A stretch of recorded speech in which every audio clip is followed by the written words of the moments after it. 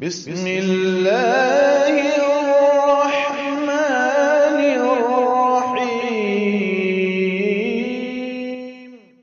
السلام علیکم ورحمۃ اللہ وبرکاتہ۔ بسم اللہ الرحمن الرحیم۔ محترم سامعین، امید ہے کہ آپ سب بخیر ہوں گے۔ پچھلے سبق میں تختی نمبر 9 اظہار کے تعلق سے بات ہوئی تھی، اور اس میں جو کلمے لکھے ہوئے ہیں طیرن ابابیلا نارن حامیتن، اس کا ہجے رواں اور اجرا اور قواعد بیان کیے گئے تھے۔ آج اسی سبق کو جہاں سے باقی ہے اس کو مکمل کیا جائے گا۔ تو چلیے سبق شروع کرتے ہیں۔ تو سب سے پہلے ہجے کر لیتے ہیں۔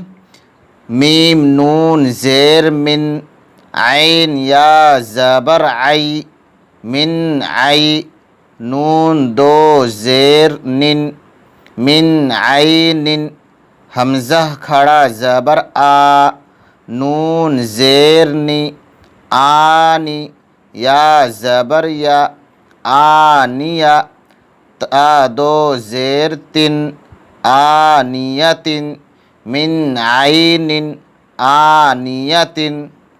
اس طرح آپ بچوں کو پورا ہجے کرا سکتے ہیں۔ اب رواں پڑھ لیتے ہیں۔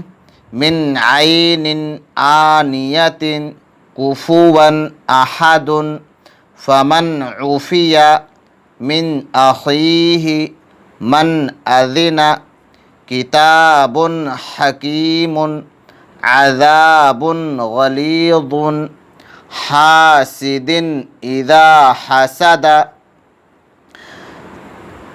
اب اجرا کرتے ہیں۔ اجرا ایک دو کا کرتے ہیں، اس لیے کہ پہلے بہت اجرا کرایا گیا ہے، اس میں وقت صرف ضائع ہوتا ہے، اور اگر سمجھ میں آپ کو نہیں آ رہا ہے تو ایک سے سمجھ میں آ جائے گا، اور اگر پورا سمجھنا ہے کہیں اور اچھے سے سمجھیں تو پیچھے جا کر آپ ویڈیو دیکھ سکتے ہیں۔ میم متحرک ہے کیونکہ میم کے نیچے زیر کی حرکت ہے۔ حرکت والے حرف کو جلد پڑھیں، تھوڑا بھی نہ کھینچیں، اتنا بھی جلد نہ ہو کہ جھٹکا ہونے لگے۔ نون ساکن ہے کیونکہ نون کے اوپر سکون یعنی جزم ہے، یا اس کا الٹا ہی بول سکتے ہیں۔ نون ساکن ہے کیونکہ نون کے اوپر جزم یعنی سکون ہے۔ سکون والے ساکن حرف کو پیچھے والے حرف سے ایک مرتبہ ملا کر پڑھیں گے۔ یہ تو حرکت بھی ہو گیا، آپ کا سکون بھی ہو گیا۔ تیسرے نمبر پہ ہے، یہاں پہ سیم ہے۔ نون منون ہے کیونکہ نون کے نیچے دو زیر کی تنوین ہے، اس لیے نون منون ہے۔ حمزہ کے اوپر کھڑا زبر ہے۔ کھڑا زبر الف مدہ کے برابر ہوتا ہے۔ کھڑا زبر کو ایک الف کے برابر کھینچ کر پڑھیں۔ یہاں سے لے کر یہاں تک سارے سب کا اسی طرح اجرا کریں گے۔ اب قواعد بیان کر لیتے ہیں۔ قاعدہ پورا کا بیان کریں گے تاکہ ہمیں کہیں پر دقت نہ ہو سکے۔ تو چلیے قاعدہ شروع کرتے ہیں۔ من عین آنیۃ، اس میں 3 قاعدے ہو رہے ہیں۔ نون ساکن کا اظہار ہو رہا ہے کیونکہ نون ساکن کے بعد حروف اظہار یا حروف حلقی میں سے عین ہے، اس لیے نون ساکن کا اظہار ہوگا۔ اظہار میں نون ساکن کو ظاہر کر کے بلا غنہ کے جلد پڑھیں گے۔ جب تختی نمبر 9 شروع ہوا تھا تو وہاں پر بتایا تھے کہ جو حروف حلقی ہے اسے کو حروف اظہار بھی کہتے ہیں، اس لیے یہاں پر ہم نے اجرا میں ایک جگہ بتا دیا حروف اظہار یا حروف حلقی میں سے عین آ رہا ہے، اس لیے نون ساکن کا اظہار ہوگا۔ آپ ایک بھی بول سکتے ہیں۔ یا لین ہو رہی ہے کیونکہ یا ساکن سے پہلے زبر ہے، اس لیے یا لین ہوگی۔ یا لین کو نرم آواز کے ساتھ جلد ادا کریں۔ نون کا اظہار ہو رہا ہے، یا نون تنوین ہے نون کے نیچے، تو تنوین کا اظہار ہو رہا ہے کیونکہ تنوین کے بعد حروف حلقی یا حروف اظہار میں سے حمزہ ہے، اس لیے نون تنوین کا اظہار ہوگا۔ اظہار میں تنوین کو ظاہر کر کے بلا غنہ کے جلد ادا کریں گے۔